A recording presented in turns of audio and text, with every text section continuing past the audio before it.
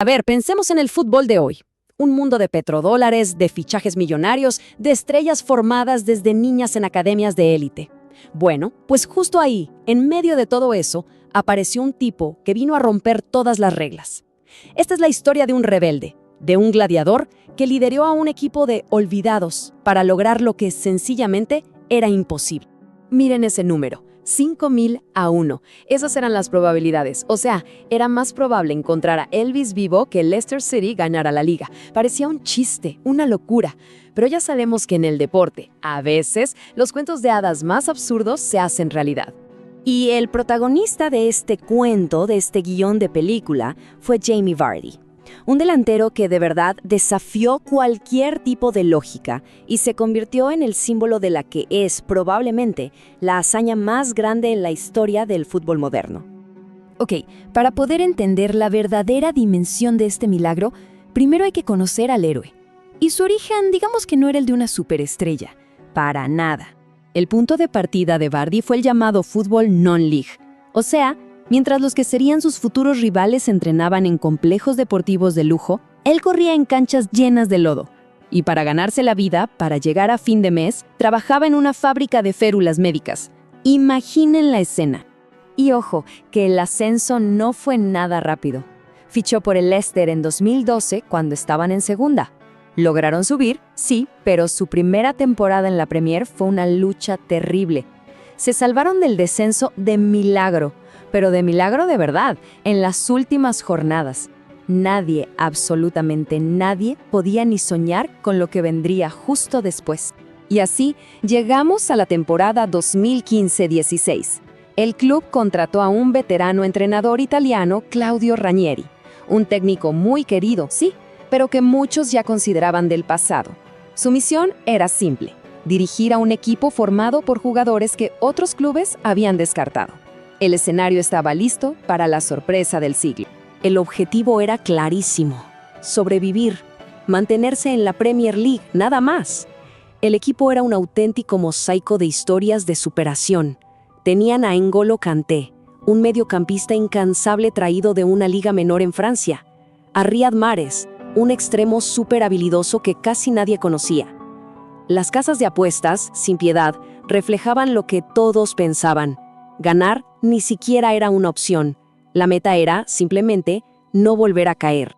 Pero entonces, algo empezó a cambiar. El equipo arrancó la temporada con una energía increíble, una inercia imparable. Y en el centro de todo eso, había un hombre que estaba, como se dice, on fire. Jamie Vardy empezó a meter goles. Y simplemente no paró. Partido tras partido, su nombre aparecía en el marcador. La presión empezó a crecer. Los medios no hablaban de otra cosa, y un récord que parecía intocable, de repente estaba ahí, a su alcance. Y llegó el momento clave. En su casa, el King Power Stadium, y contra uno de los gigantes de la liga, el Manchester United. Y Vardy lo hizo.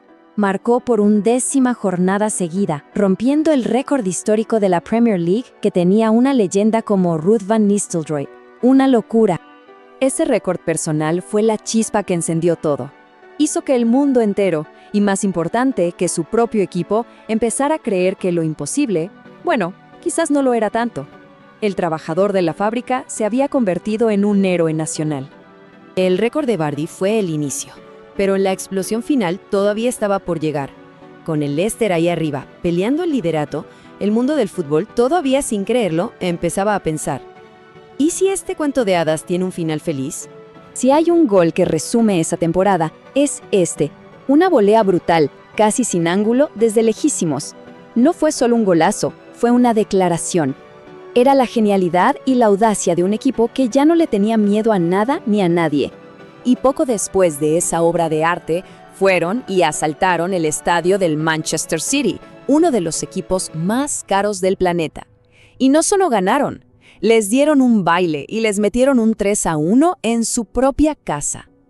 Ese fue el golpe definitivo sobre la mesa.